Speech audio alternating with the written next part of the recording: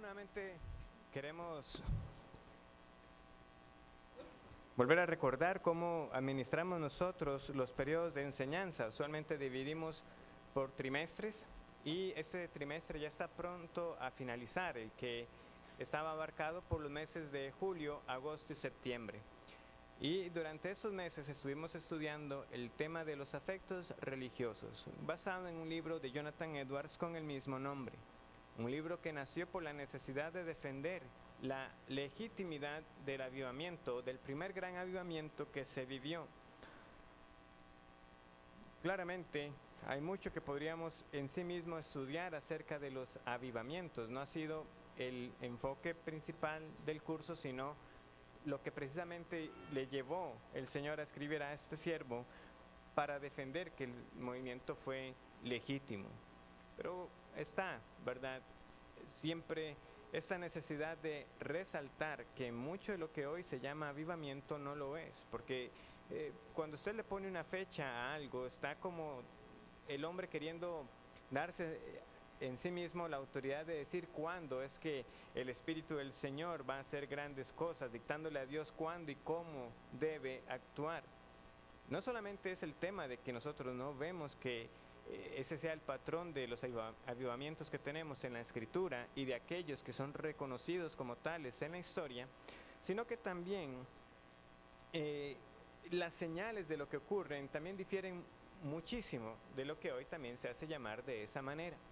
Porque una de las marcas centrales que vemos en estos movimientos es esos que son convertidos, pero a la luz de la predicación de la palabra, no por el hecho de ver aparentes milagros o porque están recibiendo, dirán ellos, influencias especiales del Espíritu Santo que los hace actuar o decir cosas que no vemos nosotros mandadas en la palabra de Dios. De hecho, cuando nosotros vemos la señal de Pentecostés, cuando desciende el Espíritu Santo con poder, ¿qué es lo que las personas tienen que decir que escuchaban a ellos decir? Que estaban hablando acerca de las maravillas de Dios, de los hechos poderosos de Dios. Sí, sin duda fue impresionante escuchar a hombres que no conocían esas lenguas en las que estaban hablando y decir, bueno, es que los estamos escuchando hablar en nuestros idiomas como si hubieran sido nativos, pero les oímos decir las maravillas de Dios. Y Pedro predica y lo que destaca es que fueron convertidos aquellos que respondieron a esa predicación sintiendo en su ser que estaban siendo traspasados. Y es ese aspecto, ¿verdad?, en que nos hemos estado centrando más. Es emocional, pero no es el todo. No solamente el hecho de cómo usted se siente, aunque debe sentir. Esas personas dijeron, ¿qué haremos? Porque la palabra que se utiliza en Hechos capítulo 2 describe a quien está siendo literalmente traspasado. Eso que escucharon les penetró a lo más profundo de su ser. Y nosotros hemos estado entonces viendo 12 señales válidas, 12 señales, rasgos, características que uno puede aprender a identificar en aquellos que han sido salvados. Al final haré un pequeño repaso. Voy a iniciar hoy directamente con la número 11, la penúltima, que dice así: los verdaderos afectos espirituales producen un anhelo por mayor santidad, mientras que los afectos falsos descansan satisfechos consigo mismos. Los verdaderos afectos espirituales producen una añoranza, o podemos decir también un anhelo, un deseo por ser cada vez más santo. Dice el autor, entre más ama a Dios, un verdadero cristiano más desea amarle y más molesto se siente por su falta de amor. Entre más odia el pecado, un verdadero cristiano más desea odiarlo y le duele ver que sigue amándolo tanto. Ese es el punto. No hay un momento en que un creyente llegue a sentirse plenamente satisfecho con su vida espiritual. Es peligroso más bien cuando uno como creyente se empieza a sentir cómodo con la vida cristiana que está viviendo. Entonces, en esto, ¿verdad?, podría prestarse, ¿verdad?, como para malinterpretar el de hecho que alguien pudiera decir que se siente bien en su vida cristiana Recuerden que esas señales no las estamos dando tanto para que usted esté juzgando al otro, porque nosotros juzgamos a la luz de los frutos, es para que cada uno de nosotros esté examinando. Hay un momento o hay un sentido en el que uno debe decir que está claramente feliz, contento por el hecho de que el Señor le haya salvado. Pero hay otro en el cual el creyente, precisamente por esa enseñanza de la palabra, empieza a ver cuán lejos está de aquello que el Señor pide. Y es eso lo que le causa esa insatisfacción. Puede sonar paradójico, pero no lo es. Hay satisfacción, pero hay también una insatisfacción, porque no soy todavía lo que tengo que ser. Pero puedo dar gracias a Dios porque ya no soy lo que era, que estoy viendo progresivamente que estoy avanzando en la vida cristiana. Pero esta señal es clave. Hay un anhelo por mayor santidad. Usted anhela vivir cada vez más como el Señor lo ha mandado en su palabra, apartándose de aquello que le ofende a Él. Nunca seremos suficientemente santos. Y para aclarar, porque sé que no todos han estado por mucho tiempo en la congregación, nosotros no creemos que se alcance la santidad completa o perfecta en esta vida, pero sí creemos de que el Hijo de Dios persevera en esa santidad y va progresando en la santidad. Pero el día que seremos plenamente santos, completamente libres de la corrupción del pecado, será hasta la gloria, será hasta el día en que seamos glorificados. Pero el punto es que el cristiano no toma eso como para conformarse, para quedarse tranquilo. No, es que total, no se sabe, no se alcanza la santidad en esta vida, entonces creo que ya estoy bien como estoy viviendo. Es ese sentirse cómodo el que es peligroso. Es ese querer detenerse lo que esta señal quiere denunciar, porque siempre tiene que haber un anhelo por avanzar y seguir avanzando y seguir en esta carrera cristiana y seguir peleando la buena batalla de la fe, porque la santidad es ahora una prioridad para el creyente. No solo es que se conduce en santidad, es que anhela esa vida santa más y más. Veamos, por ejemplo, Filipenses capítulo 3, es un conocido pasaje. Hay muchos versículos de ese capítulo que posiblemente hayamos memorizado, o que con solo escuchar unas cuantas palabras anticipamos lo siguiente que dice el apóstol Pablo.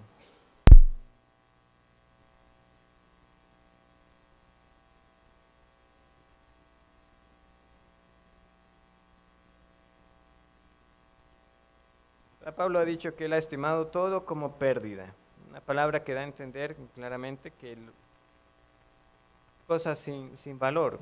También se ha dicho, ¿verdad?, acerca de lo que esa palabra en el original era, tomándolo, ¿verdad?, como un excremento, un desecho. Pero, ¿por qué es que podía él hablar así? Bueno, porque ha conocido precisamente a Cristo y estima como cosa más excelente el conocer a Cristo.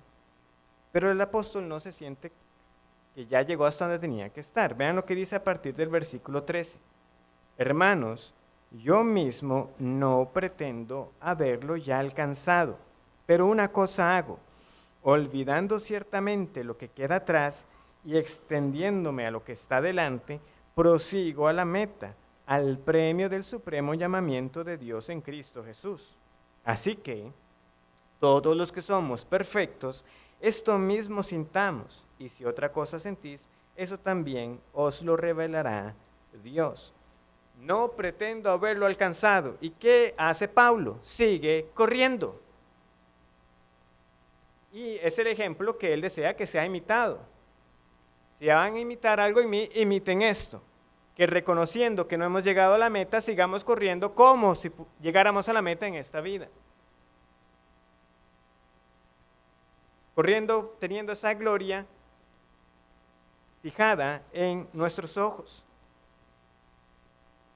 Nosotros debemos correr la vida cristiana con la gloria en la mira. Es lo que nos recordará y nos traerá aliento y esperanza cuando precisamente veamos que esa gloria luce lejana, cuando veamos esa lucha contra el pecado que no descansa, cuando vengan las pruebas y las tribulaciones, cuando venga todo aquello que precisamente quiera apartarnos de.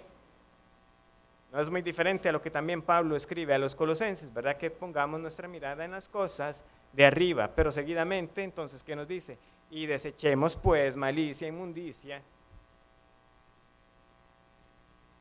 Esa es la manera de correr la vida cristiana, con esa mirada puesta en la gloria, pero precisamente porque está puesta ahí, voy a desechar todo aquello que me impide correr. También es una ilustración que se parece mucho a lo que tenemos en Hebreos capítulo 12. Debemos correr con paciencia, es decir, soportando la carrera que tenemos por delante, pero que nos dice también el autor a los Hebreos, desechando, ¿verdad?, ese pecado que nos impide correr. Hay que despojarnos de eso para correr con mayor libertad. Entonces vemos esa relación. El cristiano avanza, pero para avanzar es en santidad, es desechando el pecado. En esta búsqueda de la santidad, como les decía, entonces sí, puede haber una satisfacción y deleite para el alma, y de hecho la hay, porque precisamente hay un consuelo y un descanso para aquel que sabe que está viviendo con todas sus fuerzas, procurando guardar la voluntad de Dios y sus mandamientos. No la cumplo perfectamente, pero ese es el anhelo de mi ser. Yo estoy viviendo según lo que Dios me ha dicho, según su voluntad. Pero esto entonces contrasta plenamente con aquel donde la apatía y el enfriamiento se está manifestando. Podemos ver entonces este anhelo y crecimiento en la santidad como esa llama que va creciendo más y más. ¿Y qué pasa cuando uno ve ese fuego que crece? Siempre está buscando cómo crecer más, quemar más alrededor y arder más y quemar más. Eso es lo que debería ser la vida del creyente. Por eso nosotros no estamos diciendo de que sea ininterrumpidamente que esa llama se siente crecer y quemar más y más. Los cristianos, los creyentes, por nuestra negligencia, por nuestro descuido, caemos en baches. Pero de nuevo, no habrá un sentido de tranquilidad, de comodidad por estar en esa situación. Sabe que no está bien y anhela nuevamente que ese fuego, que esa vida espiritual se manifieste nuevamente con poder. Como lo expresa otro autor, Sam Storms, él dice, hay una poderosa dinámica en acción en la experiencia genuina y con gracia de los afectos religiosos, en la cual, cuanto más se prueba la actividad del espíritu, mayor hambre se tiene. Cuanto más se prueba la actividad del espíritu, mayor hambre se tiene. De nuevo, ¿verdad? Pareciera como que se está hablando de algo que se contradice, en parte, ¿cómo es? Que cuanto más se viva según la voluntad de Dios, cuanto más esté uno siendo guiado, dominado, controlado por el Espíritu Santo, entonces haya mayor hambre. Bueno, porque es lo que tenemos en diversos pasajes de la Escritura, que por tiempo no podemos verlos con detalle, pero recordemos, por ejemplo, cuando el Señor Jesús habla con la mujer samaritana, Él le dice que el que beba de Él, ¿verdad?, no tendrá sed jamás. Y sin embargo, el Señor luego nos dice en las bienaventuranzas que bienaventurados los que tienen hambre y sed de justicia. Él también reiteradamente en el Evangelio de Juan le dice a los suyos de que su gozo será cumplido. Y sin embargo, en las cartas pastorales tenemos a Pablo pidiendo de que nuestro gozo sea completado, que seamos llenos de gozo y de paz en el creer, o de que su anhelo es acabar la carrera con gozo. Entonces sí, en el creyente, cuando está el Espíritu Santo, como el Señor también lo dice en Juan capítulo 7, es como si de su interior corrieran ríos de agua viva. Pero a la vez de que está esa satisfacción, de que uno ha bebido de la verdadera fuente y de que tiene esa vida espiritual, hay otro en el cual el cristiano no está plenamente saciado, anhela más y más. Siempre está hambriento y sediento de justicia. Por eso es que nosotros podemos ver el gran contraste en el legalismo, cuando alguien simplemente tiene una lista de quehaceres y de cosas que no hacer. Que no se malentienda, porque eso lo voy a decir más adelante, por supuesto, y ya lo he dicho, el cristiano guarda los mandamientos. Claro que nosotros tenemos instrucciones claras de cosas que debemos hacer y no debemos hacer. El asunto es que cuando el hombre viene y busca y encuentra en una lista de cosas que hacer, y muchas de ellas simplemente fabricación humana, no los mandamientos que se nos han dejado, fácilmente uno puede llegar a la conclusión de que mi vida cristiana está bien porque estoy haciendo A, B, C y D y no estoy haciendo A, B, C y D. Y no ver de que en su propia vida no está realmente un anhelo por conocer más a Dios, no hay un anhelo por esta santidad. El problema entonces del legalismo es que alimenta el orgullo y el autoengaño. Vean, los fariseos, de lo que nosotros leemos en los evangelios, los tenemos orando, conocían las escrituras, daban sus limosnas, ayunaban, diezmaban el eneldo y el comino. Todo eso lo hacían. O sea, externamente no se les podía achacar de que no estuvieran cumpliendo con aquello que la ley pedía. Y sin embargo, el Señor les tiene que decir que habían olvidado lo más importante: la justicia, la misericordia y la fe. Y que ellos, a la luz de que precisamente cumplían con ciertas cosas, no reconocían su propia ceguera. ¿Recuerdan en el relato de Juan capítulo 9, el ciego de nacimiento? Entonces, ¿qué? Nosotros también somos ciegos. El Señor dice, si ustedes hubieran reconocido su ceguera, ahora verían, pero no, porque dicen que ven, precisamente estaban ciegos. Y así sucede entonces con aquellos que tienen una satisfacción o un gozo falso. Simplemente, cuando convencidos de la realidad del pecado y temerosos del infierno, puede ser que una persona añore una relación con Cristo o que diga que ama a Dios, pero pensando que es salva, descansa con esto. Ya he dejado de hacer ciertas cosas, ya no desea la gracia y la santidad. No vive para Dios y no vive para Cristo, sino que se contenta con un recuerdo de que supuestamente ha sido convertido. Pero nuevamente, muchos otros pasajes, así como este correr que Pablo nos mencionaba, nos muestra al cristiano siempre en esa constante búsqueda de Dios. Vamos a leer unos salmos, vamos al Salmo 24.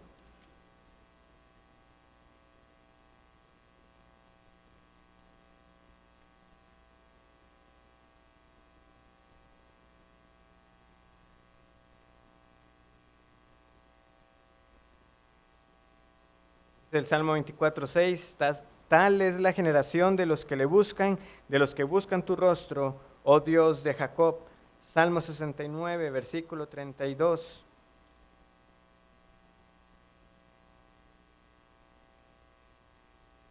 Dice, lo verán los oprimidos y se gozarán. Buscad a Dios y vivirá vuestro corazón.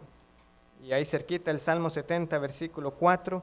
Gócense y alégrense en ti todos los que te buscan, y digan siempre los que aman tu salvación, engrandecido sea Dios. No, el creyente no deja de buscar a Dios, no deja de procurar esa comunión íntima con su Señor. En resumen, la mejor señal es el deseo por un corazón más santo y una vida más santa.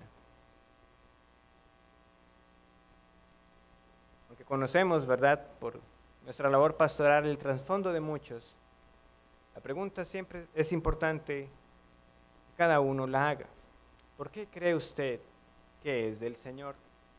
Porque en un movimiento particular X, porque en una actividad,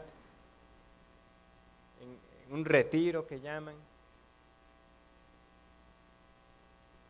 habló en lenguas, o alguien que supuestamente tenía una unción especial le dijo que usted ya era del Señor y en eso descansa usted. O puede decir usted, aunque no pueda recordar en sí mismo una fecha particular, que ahora mismo usted tiene la certeza de que el Señor ha hecho algo en su vida precisamente porque desea guardarse santo para Dios. Y cada vez más y más. El deseo último del cristiano es agradar entonces a Dios. Otros pasajes, 2 Corintios 7:1 dice, así que amados, puesto que tenemos tales promesas, limpiémonos de toda contaminación de carne y de espíritu, perfeccionando la santidad en el temor de Dios. O 1 de Pedro, capítulo 1, versículos 13 al 16.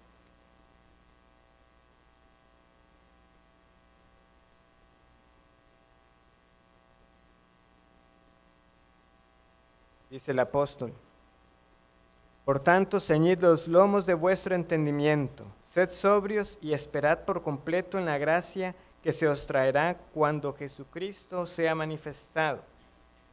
Vean que Pablo en 2 Corintios 7:1 dijo, porque tenemos tales promesas. Ahora aquí Pedro dice, por la manifestación cuando Jesucristo sea manifestado. Dice, como hijos obedientes, no os conforméis a los deseos que antes teníais estando en vuestra ignorancia, sino que como aquel que os llamó es santo, sed también vosotros santos en toda vuestra manera de vivir, porque escrito está, sed santos, porque yo soy santos. Nuevamente, antes habían otros deseos, antes, pero ahora es diferente. Es lo que se debe entender, ¿verdad? Antes ustedes eran conformados a otros deseos. Ahora, como hijos obedientes, el deseo del cristiano entonces es vivir santo.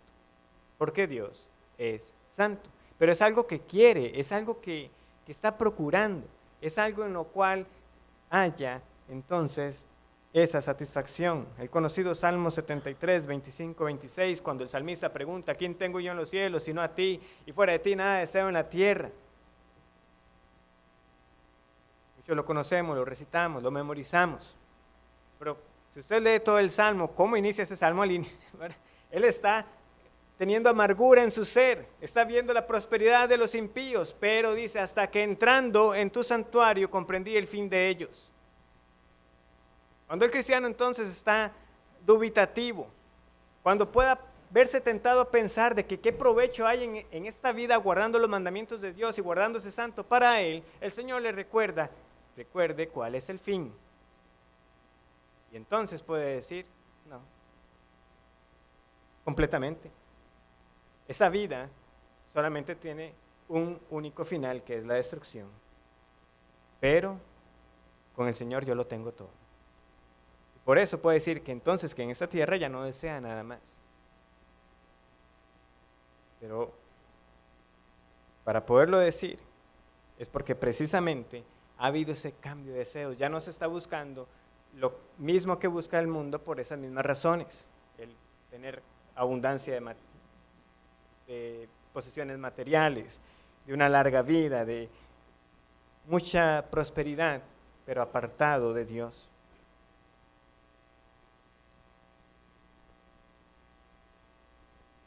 Es hasta que entendemos que solamente en Dios está todo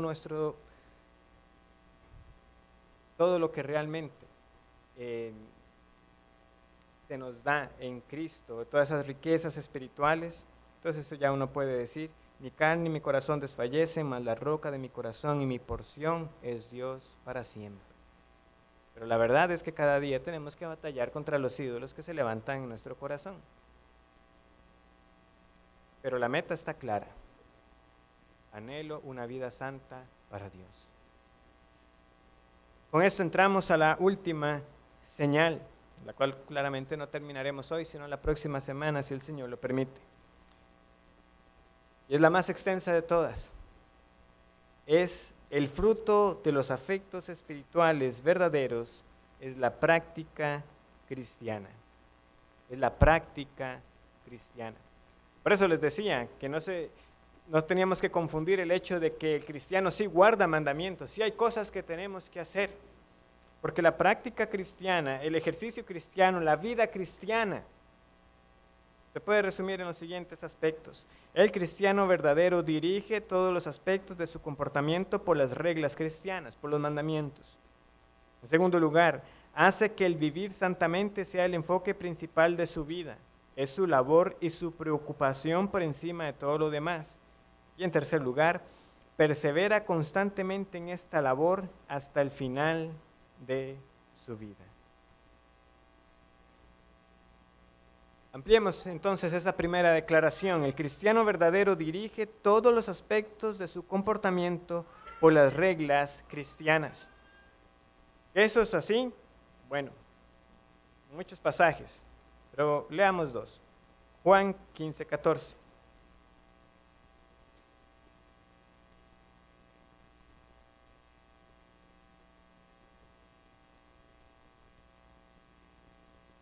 Conocido también, pero aquí dice el Señor: vosotros sois mis amigos si hacéis lo que yo os mando. Hay cosas que hacer en la vida cristiana, ¿sí? Si lo queremos resumir, es hacer lo que Cristo nos mandó. Quien diga que tiene esa relación personal con Cristo, que Jesús es su amigo, es porque está haciendo todo lo que Cristo ha mandado. Esa es la vida de práctica cristiana. Ya vamos a ampliar más. Simplemente quedémonos con esa declaración tan sencilla. Vosotros sois mis amigos si hacéis lo que yo os mando. Hay cosas que hacer. Primera carta de Juan, capítulo 3.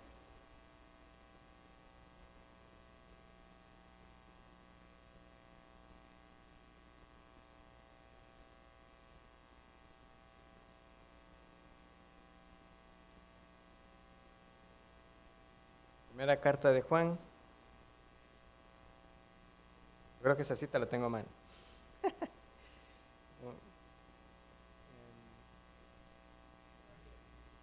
A ver. Sí, repetí el 3, muchas gracias, hermano. Hijitos, nadie os engañe, el que hace justicia es justo como Él es justo.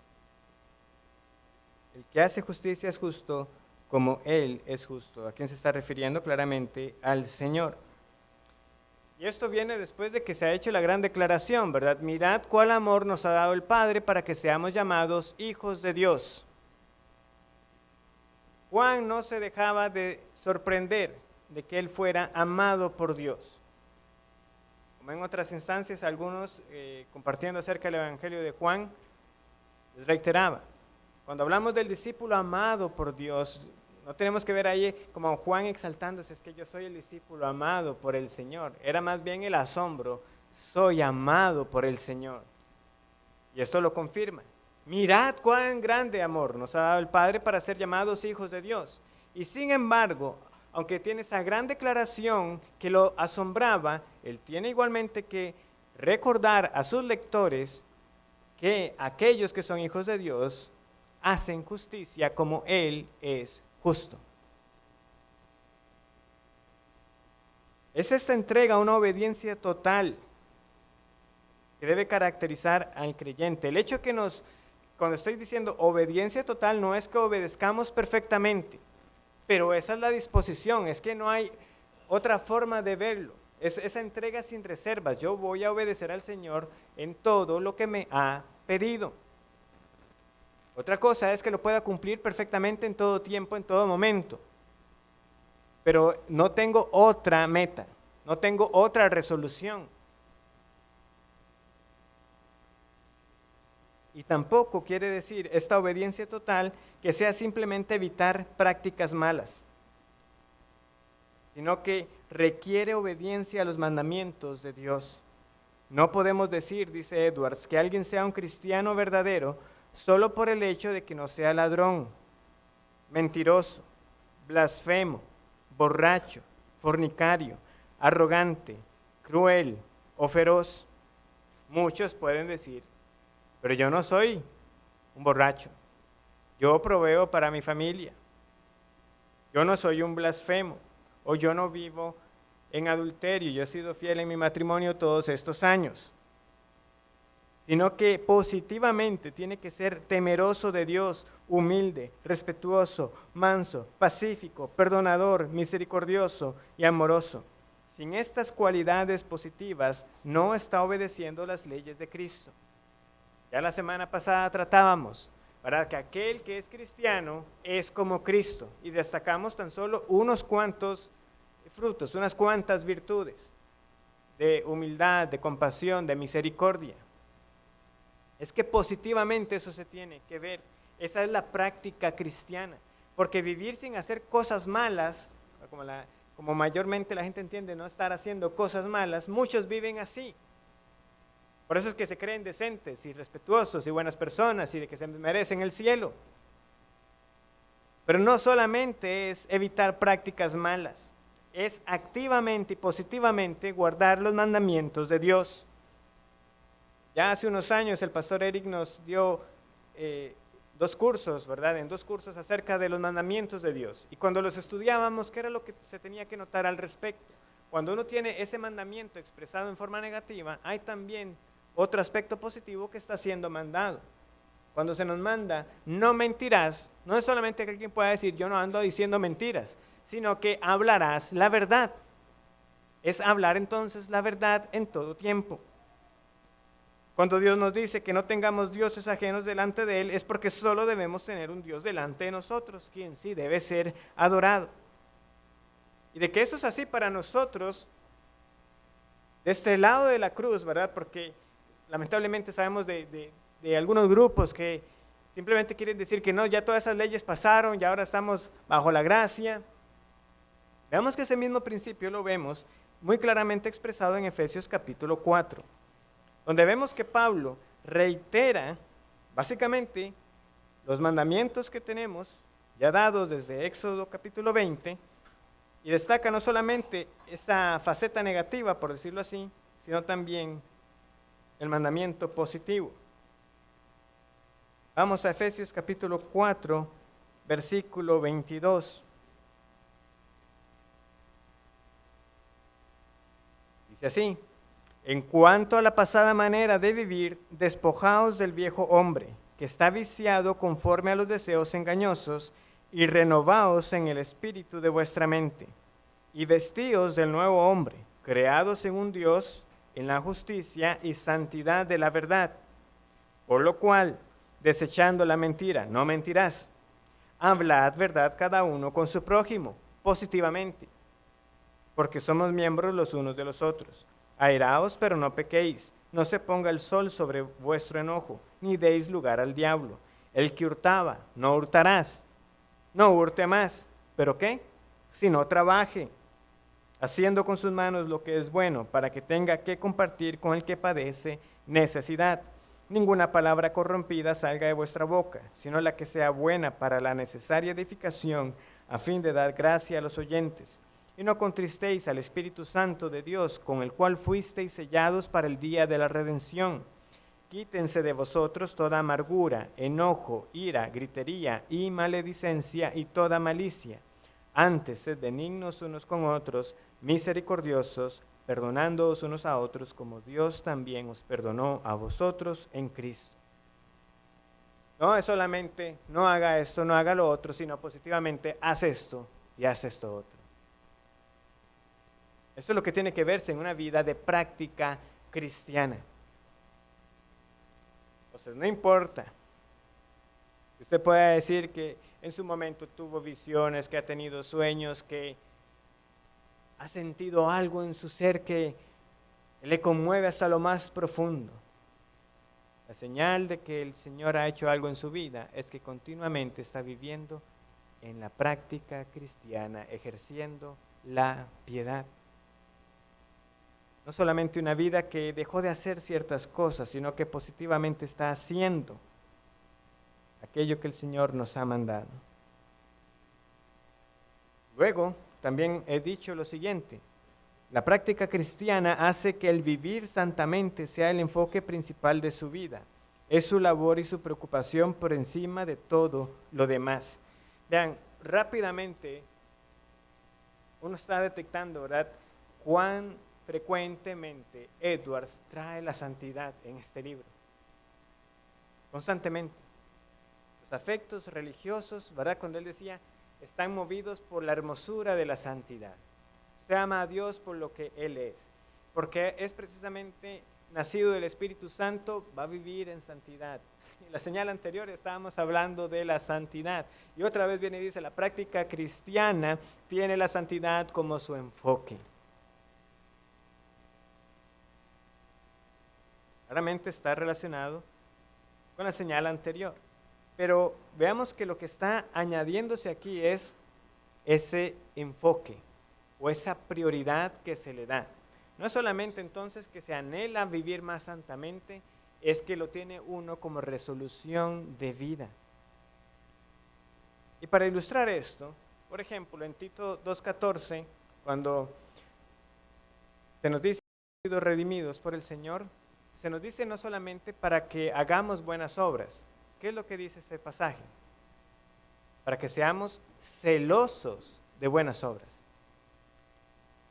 Ya muy al inicio yo les había dado toda una cita extensa, ¿verdad?, acerca del celo de Dios. Es algo que realmente consume a la persona. Que son pocos, como decía Rael, que verdaderamente pueden llegar a ser considerados como celosos de Dios. ¿Por qué razón? Porque son estos que se dan sin reserva. Pero dice así Tito 2:14, quien se dio a sí mismo por nosotros para redimirnos de toda iniquidad y purificar, santidad, para sí un pueblo propio, celoso de buenas obras. Quien está anhelando la santidad entonces va a encontrarse que ciertamente tiene una lucha diaria con el pecado. Por lo tanto, entiende su condición como soldado de Jesús, que está peleando la buena batalla de la fe, no es perezoso. ¿Cómo tuvo que instruir Pablo a Timoteo? Veamos cómo en las dos cartas tiene esta mención a ser soldado. Primera carta a Timoteo, capítulo 6, versículo 12. Veamos el 11 porque también es instructivo para nosotros a la luz del tema. Dice así, Primera de Timoteo 6, 11 y 12. Mas tú, hombre de Dios, huye de estas cosas y sigue la justicia, la piedad, la fe, el amor, la paciencia, la mansedumbre. Pelea la buena batalla de la fe, echa mano de la vida eterna, a la cual asimismo fuiste llamado, habiendo hecho la buena profesión delante de muchos testigos. Luego le escribe en la segunda carta de Timoteo, capítulo 2, versículo 3. Pero vean cómo le dice desde el inicio, tú pues, hijo mío, esfuérzate en la gracia que es en Cristo Jesús. Y luego, tú pues sufre penalidades como buen soldado de Jesucristo. Esfuérzate, pelea, es una batalla. Quien anhela la santidad no la va a tener fácil. Hay una carne que debe ser mortificada. Hay un viejo hombre que debe ser constantemente muerto.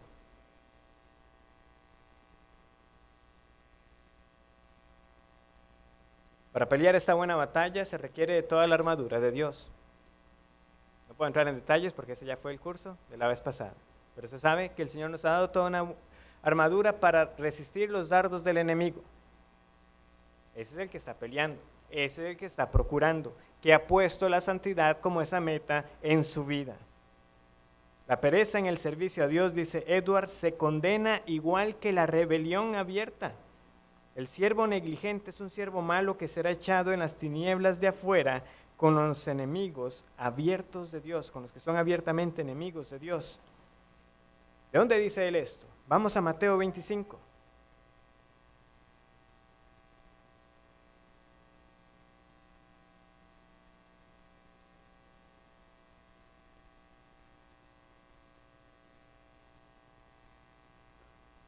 Mateo 25, versículo 26, dice así.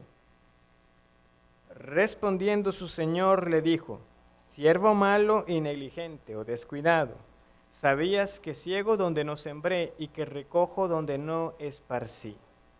Versículo 30. Y al siervo inútil, echadle en las tinieblas de afuera, allí será el lloro y el crujir de dientes. Quien ha leído estas palabras del Señor sabe cuáles eran las formas en que este siervo se expresaba. Ah, mi Señor tarda en venir. Y no hacía lo que tenía que hacer. También se dedicaba a golpear a los otros. Pero cuando llegó la hora, este siervo negligente, descuidado, perezoso, sufrió las consecuencias. No hay lugar para la pereza en el servicio a Dios. Tenemos también esta amonestación en Hebreos capítulo 6, que nos dice lo siguiente, versículos 11 y 12. Hebreos 6, 11 y 12. Pero deseamos que cada uno de vosotros muestre la misma solicitud hasta el fin, para plena certeza de la esperanza, a fin de que no os hagáis perezosos, sino imitadores de aquellos que por la fe y la paciencia heredan las promesas.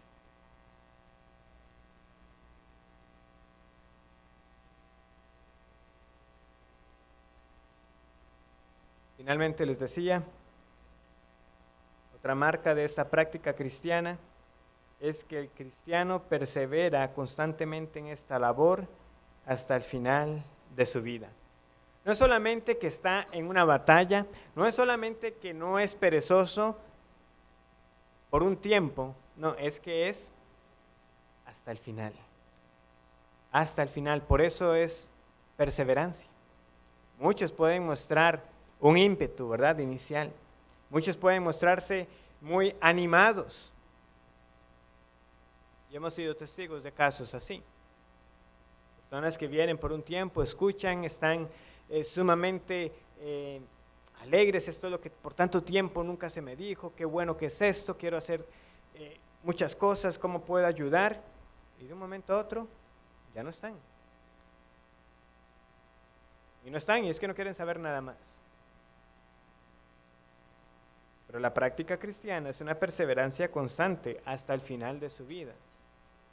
No hay retiro cristiano, no hay un tiempo, no estamos cotizando nosotros en un régimen para pensionarnos después de cierto tiempo. Ay, no, es que yo ya serví por 40 años, ya es el momento de que venga la otra generación. No.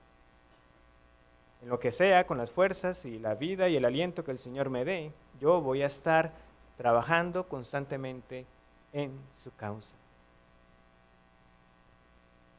No hay lugar para la pereza, para la vagancia, sino más bien que lo que podemos anticipar es que precisamente el ser fieles nos costará. Y todo aquel que quiera vivir fielmente para el Señor padecerá persecución y pruebas.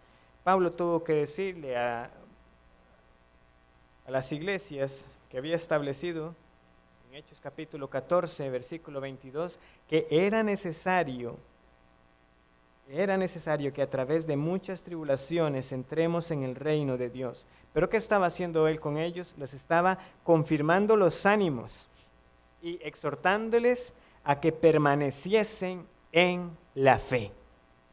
Permanezcan en la fe. Pero permanecer en la fe les va a costar muchas tribulaciones, pero son necesarias. Antes de entrar al reino de Dios, pasaremos por muchas tribulaciones. Son, de hecho, hasta motivo de gozo cuando Santiago escribe en su primera carta, ¿verdad? Tened por sumo gozo cuando os halléis por diversas pruebas. Algo contrario, ¿verdad?, lo que el mundo anticipa.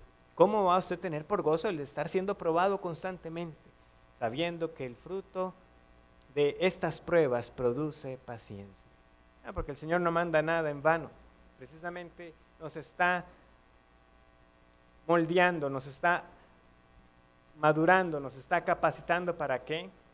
Para seguirle sirviendo a Él, para enfrentar las otras pruebas que seguirán viniendo, porque el Señor nos manda pruebas por las cuales nos enseña para luego resistir las otras pruebas que vendrán. Son pruebas tras pruebas, pero las enfrentamos con gozo cuando entendemos que estamos precisamente viviendo fiel para el Señor, procurando esa vida santa, que nada será en vano y sobre todo que son temporales, que nada se compara a esa gloria venidera, que por lo tanto también tenemos esas palabras con las cuales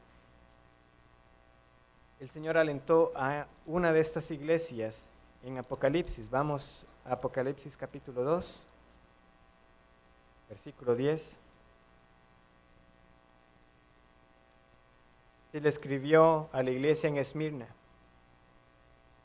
no temas en nada lo que vas a padecer. He aquí que el diablo echará a algunos de vosotros en la cárcel para que seáis probados y tendréis tribulación por 10 días. Se acabará en algún momento. Sé fiel hasta la muerte y yo te daré la corona de la vida. Esa es la vida cristiana, esa es la práctica cristiana. Yo animo sobre todo a aquellos que puedan todavía estar pensando que por el hecho de que sufrieron ciertas experiencias o de que lloraron mucho, que se conmovieron mucho en cierto momento de su vida, pero ahora no están viviendo esta práctica cristiana y procurando una vida de santidad, que entonces no ponga su confianza en que una vez sintió algo, sino examínese a la luz de la ausencia de esa vida cristiana que debería caracterizar a los hijos de Dios. El Señor les bendiga.